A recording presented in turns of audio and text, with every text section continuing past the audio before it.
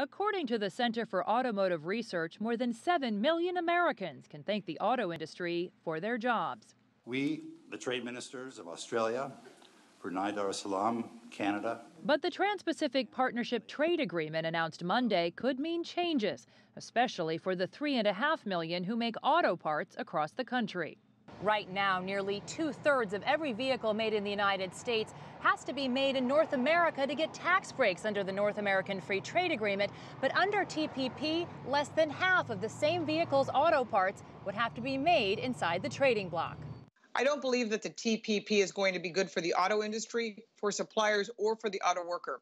What it's going to cause is manufacturers to look to other countries to produce product, to get the work completed. That's why the United Auto Workers Union is fighting TPP, saying, quote, fair rules are needed for all countries to truly compete.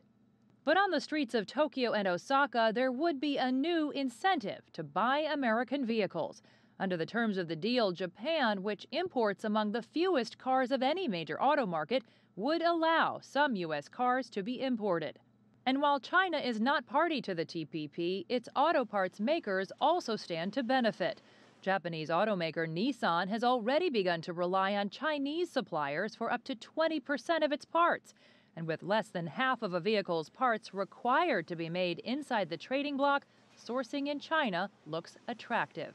It's all about profit margins, so expect more sales going to China, and that was far from the intention of the TPP. U.S. President Barack Obama says the TPP will let other countries outside of China write the trade rules in the region, but he's got an uphill battle to push the U.S. Congress to approve the deal, so he's already selling it. I wanted to get the best possible deal done for American workers and American businesses, and that is what we have achieved.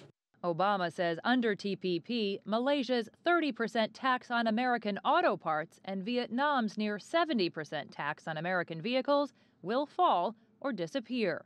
Jessica Stone, CCTV, Washington.